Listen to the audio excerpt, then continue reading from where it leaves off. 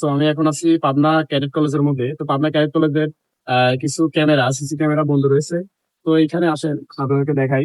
এই যে এনসির মাধ্যমে ক্যামেরার লাইনটি দেওয়া আছে, ঠিক আছে। তো এখানে এনসির লিঙ্ক কিন্তু আপ হয়নি, ঠিক আছে। তো এখানে আমরা অ্যাডাপ্টার পরীক্ষা করে দেখেছি, অ্যাডাপ্টারে কোনো প্রবলেম নাই। তো এখানে এনসি সম্ভবত প্রবলেম হয়েছে। তো আমরা আমরা নতুন একটি এই পার্টের এনসি 25 কিলো রেঞ্জের নিয়ে আসছি। তো এখন এটা ইনস্টল করে দেখবো যে এটা ক্যামেরাটা অনলাইনে আসে কিনা। তো এখন আমি এটা করতেছি।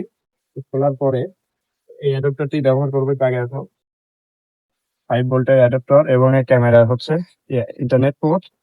এটা হচ্ছে লেজার প্যাসকোড। আচ্ছা, আপনারা দেখতে পাচ্ছেন এখানে নতুন এমসিটি লাগানোর পরে কিন্তু লিঙ্ক কিন্তু অফ হয়ে গেছে। এখন দেখতে পাচ্ছেন আপনার লিঙ্ক অফ হয়ে গেছে, অর্থাৎ এখন যে ক্যামেরাটি রয়েছে ওপাশে ফ্রন্ট সাইজে, তো এখানে ক্যামেরাটি কিন্তু এই মুহূর্তে অনলাইনে চলে আসবে। তো এখানে মেইন রাউটারের কোনো হিসাবে এখানে রাখা হয়েছে ডিজি ফোনে। আচ্ছা, এগুলো না বলি, যেহেতু আমাদের যেটা প্রবলেম ছিল সেটা হচ্ছে ক্যামেরাটা, হ্যাঁ, ক্যামেরার এমসিটা লিঙ্ক আপ হচ্ছিল না।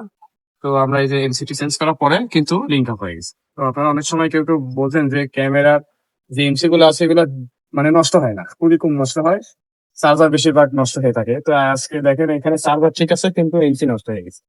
তো এখন এটা আমরা কন্ট্রোল বক্সটি আটকায় দিচ্ছি। তো এখন আমরা চলে যাবো ডিরেক্ট ক্যামেরার ওখানে। ইনশাল্লাহ ক্যামেরা অনলাইনে চলে আসছে। তো চলুন।